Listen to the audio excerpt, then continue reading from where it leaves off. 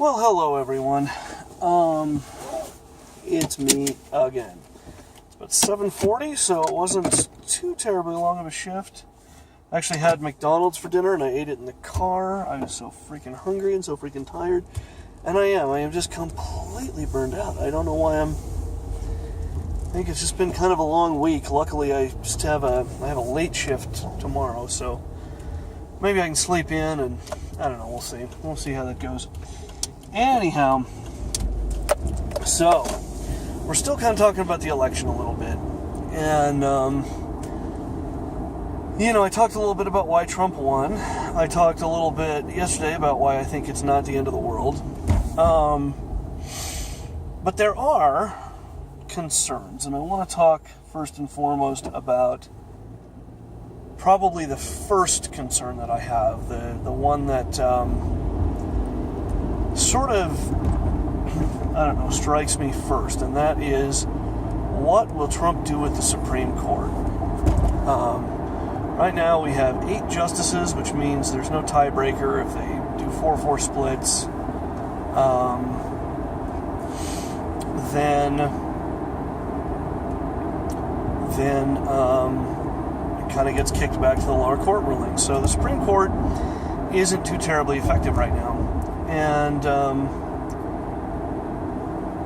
that, of course, was with the death of Justice Scalia a few months ago. And Obama tried to appoint a federal district judge by the name of Merrick Garland, who I know very little about. And the Senate decided to not act. They didn't vote him up or down. They just said, we're going to wait until after the election and let the new president appoint the new justice. So Merrick Garland will almost certainly not be it. And I don't know. I think Trump did release some names of judges again. I don't remember who they were, and I don't know anything about them. But the Supreme Court is a tricky issue because the Supreme Court is supposed to be, to the degree that it's possible, neutral and apolitical. And obviously they're never that. I mean, you can't be that, especially when you're in that kind of position.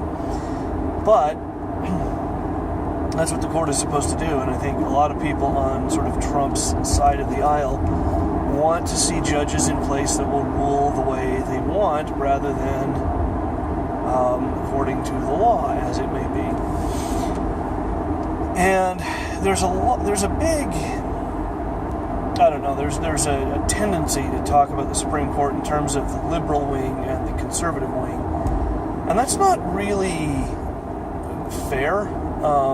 But as it stands, a lot of people, and I think this is a total misperception, a total mischaracterization, but a lot of people see Roberts, Thomas, Alito, and Kennedy as the conservative wing, and then they see Kagan, Sotomayor, Breyer, and Ginsburg as the liberal wing. And Scalia was kind of thought of as being part of the court's conservative wing, and so Republicans felt like they had a conservative majority in the Supreme Court, and they kind of like that. What's interesting, though, is how many times, Kennedy's been the swing vote any number of times, but even Scalia cross paths occasionally. Breyer will do it all the time. He'll kind of cross paths and rule a little more conservatively than people would have thought. So, those are really just labels that don't mean anything. The court isn't really supposed to be liberal or conservative, and I don't think that justices generally think of themselves as liberal or conservative.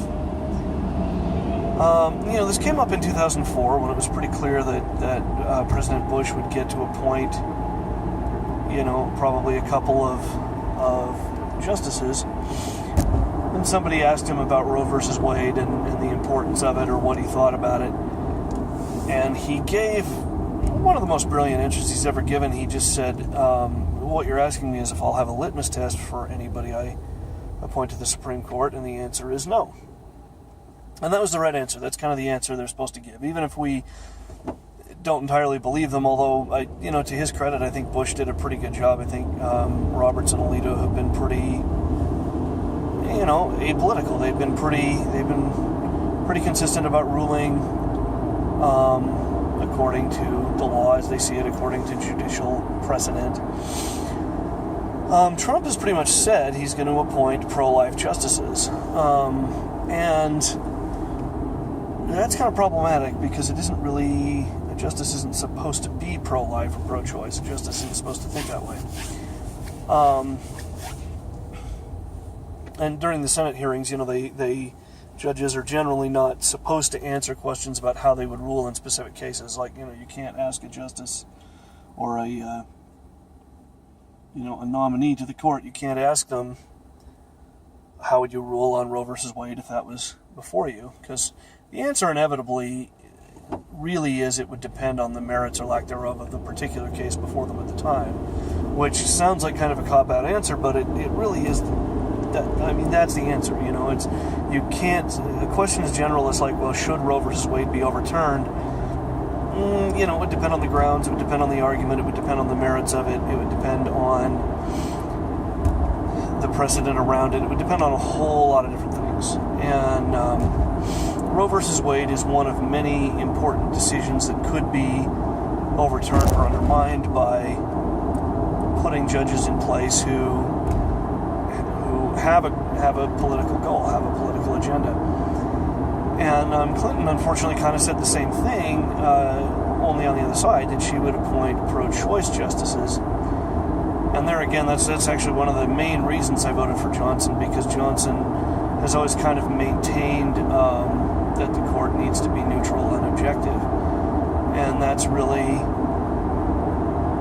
that's what the court is supposed to do.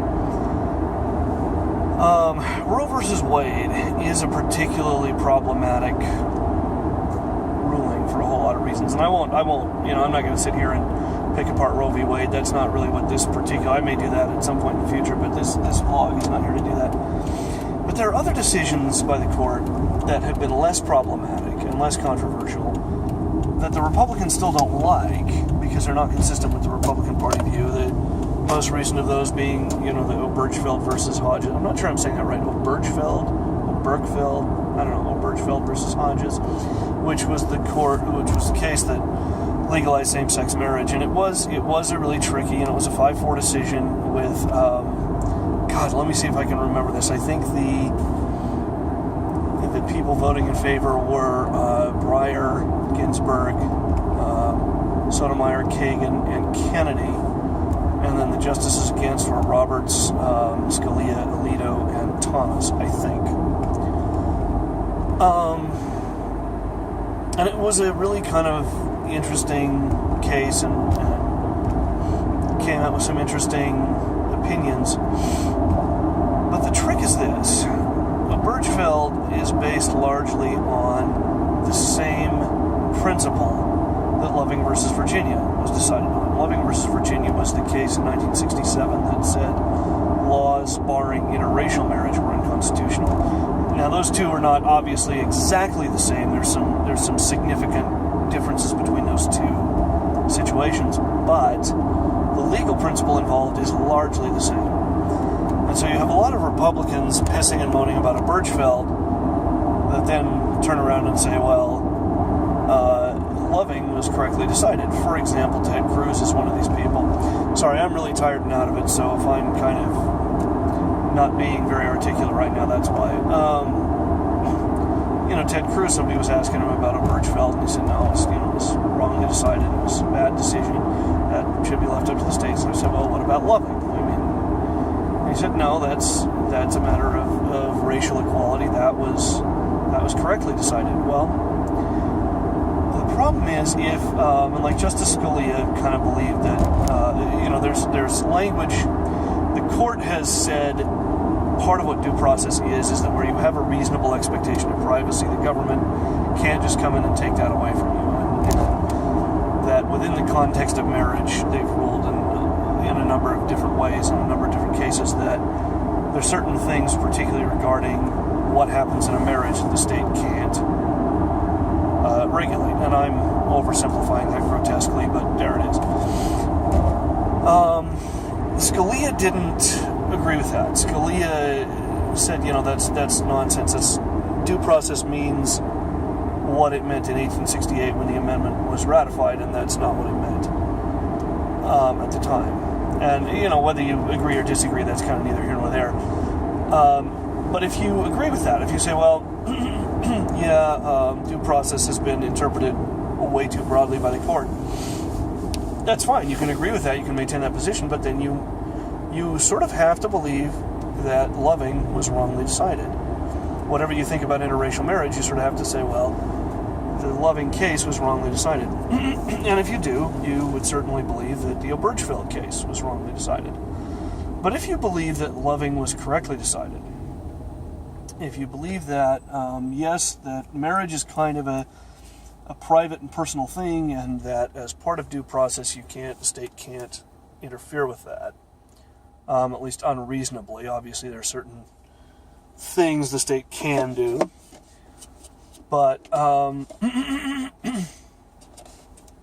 if you agree with that, and you agree with the conclusion the court came to in Loving, then you sort of have to, I think, by extension, agree with what the court said in Obergefell. So that's where it gets tricky, and that kind of brings me back to Donald Trump and why I'm a little concerned about what's going to happen now with the Supreme Court, or what might happen. Because a lot of people on that side of the aisle simply want something akin to, or seem to want something akin to, a Soviet-style judicial system where the judiciary is answerable to the party, like in the Soviet Union, the judiciary consulted with the Communist Party leaders to say, how should we rule in this case? But our court is supposed to work very, very differently. Our court is supposed to be independent of either of the political parties. And so, to just have judges that would sort of consult with the Republican Party or do what they think the Republican Party wants would seriously undermine the credibility of the court. It would undermine, certainly it would undermine the civil freedoms that we've come to enjoy. I mean, one of the purposes of the court, one of the main functions, is to protect individual liberties, which may not always survive a simple majority vote. The fact of the matter is, most of the civil liberties we currently enjoy would not survive a majority vote. If they were put to a simple majority vote, we would not have them. We would not have the right to bear arms. We would not have freedom of speech. John Holt once said that, I can't remember, he was basing this on something that he had read, or some research that was being done at the time, but that when you type the Declaration of Independence and the Bill of Rights on a plain sheet of paper, people see it as anarchist, communistic, and socially subversive. They see it as a very bad thing. And if you just type those documents up and say, here, will you sign this as provisions that we think should be added to law, most people won't do it. Most people say, no, this is too radical. And so it's kind of important that we think about that and that we keep that in mind when we think about who's going to be on the Supreme Court, who's going to be appointed as the next justice to replace Justice Scalia. And Scalia was a very, very unique individual. He's a very, very outspoken person. Kind of had an opinion about everything. He was very, very articulate. And when you read one of his judgments or one of his dissents, it just kind of explodes off the page. I mean, God, read his dissent in Obergefell. He was really, really articulate. It was kind of impossible, I think, to listen to him or to read him and not be kind of impressed with him. And he kind of is the one that I don't know, reintroduced the idea of textualism or originalism and started talking about it in very concrete ways and saying, here's what that means and here's what I think and why I think it. And some of the best stuff you can watch if you're into it. If you're not into it, it'll bore you to tears. But if you are, it's interesting to listen to Scalia and Breyer talk about this stuff, because they'd go publicly and they would discuss these kinds of this kind of, originalism versus living document stuff, and it's really interesting to listen to. It's really, really fascinating. I think, when Scalia died, the Supreme Court lost a justice. The country, I think, lost a philosopher. And I really get the feeling that Stephen Breyer lost a friend. And so that which makes it, all the more tragic. Whatever happens, Scalia will be missed. I think we can say that. I think we can say that for sure. But now we do have this issue of, again, rightly or wrongly, there was a perception of Scalia as a conservative, quote-unquote, conservative justice. And the Republicans want to maintain this conservative, quote-unquote, majority on the Supreme Court. And when you start thinking that way, you're thinking about the court in the wrong way. It's important that the next, whoever fills that spot is somebody who, won't be somebody who can replace Scalia. I don't think that's, but it'll be somebody, or it should be somebody who sort of bring his or her own legacy to the court, somebody who will interpret law as faithfully as they can, who has a really good understanding of what the law is, what the history of the law is, what the precedent around the law is. These are all really important things. So it'll be interesting to see what happens. I don't know who Trump's going to appoint. I don't know what's going to happen with it, but it'll be interesting to find out. And I, like a lot of people, have some concerns. So that's going to do it for today. I will be back tomorrow. And in the meantime, have a good evening.